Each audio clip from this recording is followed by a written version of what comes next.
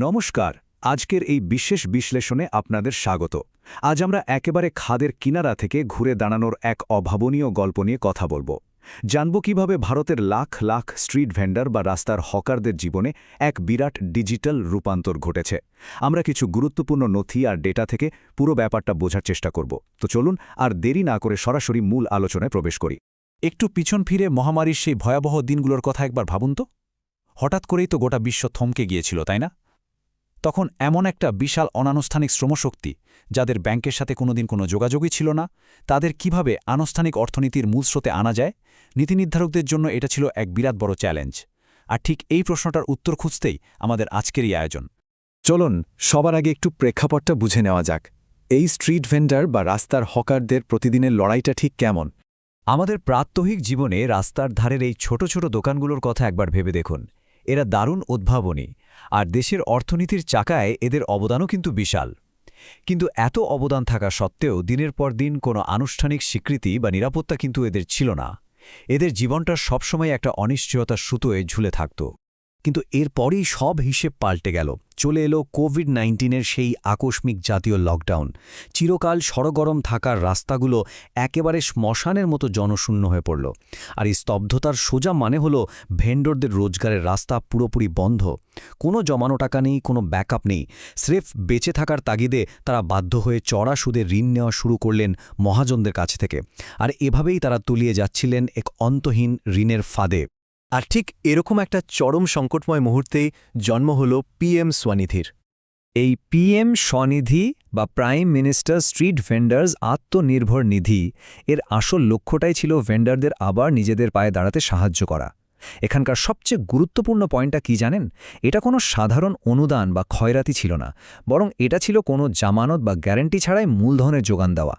মূলত তাদের জন্যই এটা তৈরি যারা আগে প্রথাগত ব্যাংকিং ব্যবস্থার একেবারেই বাইরে ছিলেন। এই ঋণ কাঠামোর সবচেয়ে দারুণ বিষয়টা হচ্ছে এর পর্যায়ক্রমিক ধাপগুলো। মানে একবারে টাকা দিয়েই কিন্তু খালাস নয়। প্রথমে 10,000 টাকা দেওয়া হচ্ছে, সেটা ঠিকমতো শোধ করলে 20,000 টাকা, আর তারপর 50,000 টাকা।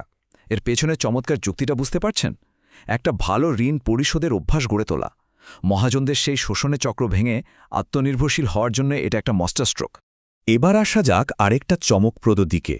কিভাবে এই উদ্যোগ ডিজিটাল বৈষম্যের বিরাট দেয়াটাকে ভেঙে গুড়িয়ে দিল। ৭১.৮৬ কোটি। হ্যাঁ, সংখ্যাটা ঠিকই শুনছেন। এটা কোনো সাধারণ পরিসংখ্যান নয়। মাত্র ৩ বছরের মধ্যে পিএম স্বনিধি সুবিধাভোগীরা ঠিক এই পরিমাণ ডিজিটাল লেনদেন করেছেন। একটা পুরোপুরি অনানুষ্ঠানিক খাত কিভাবে চোখের নিমেষে প্রযুক্তির সাথে খাপ খাইয়ে নিতে পারে, এটা তার একটা অবিশ্বাস্য প্রমাণ। আর বাস্তবে এর মানে কি দাঁড়াচ্ছে জানেন?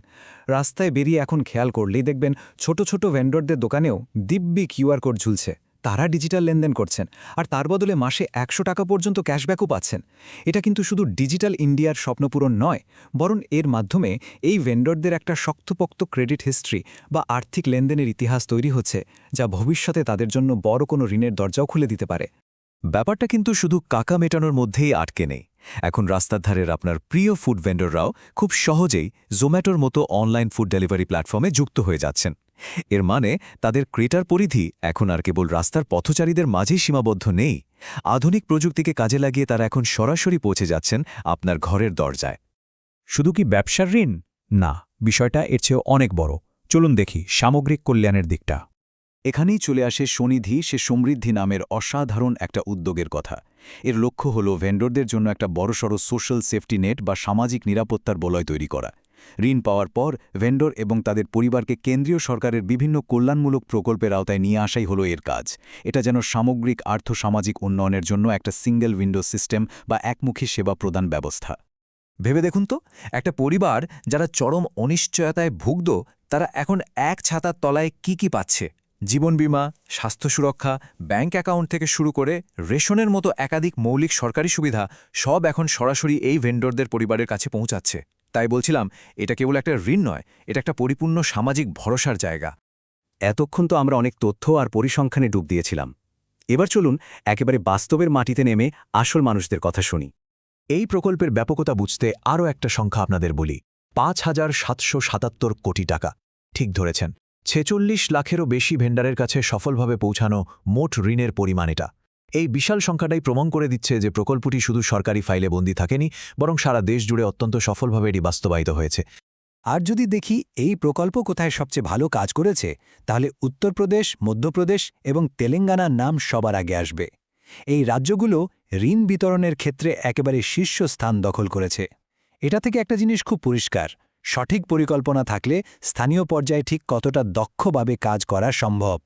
তথ্য উপাত্তের বাইরেও প্রতিটি সংখ্যার পেছনেও কিন্তু একটা করে জলজ্যান্ত মানুষের গল্প রয়েছে।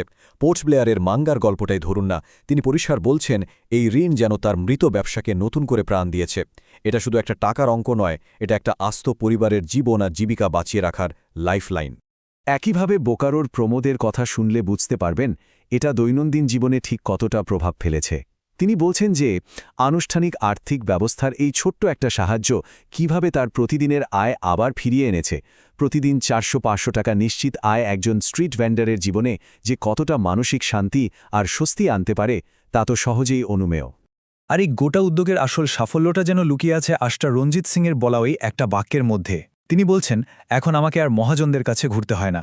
এই একটা কথাই বুঝিয়ে দিচ্ছে যে কিভাবে এই প্রকল্পটি যুগ যুগ ধরে চলে আসা শোষণ আর অনানুষ্ঠানিক ঋণের সেই ভয়ঙ্কর দুষ্টচক্র থেকে সাধারণ মানুষকে মুক্তি দিয়েছে।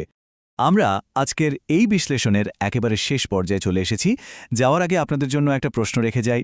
একটা সামান্য মাইক্রোলোন আর একটা কিউআর কোড যদি মাত্র 3 বছরের মধ্যে লাখ লাখ মানুষকে অর্থনীতির মূল স্রোতে এনে দাঁড়া করাতে পারে, তাহলে ভেবে দেখুন তো আমাদের আশেপাশের আর কোন কোন অনানুষ্ঠানিক খাত এমন ডিজিটাল বিপ্লবের অপেক্ষায় আছে। আজ এই পর্যন্তই। আশা করি আজকের আলোচনা আপনাদের নতুন করে ভাবতে সাহায্য করবে।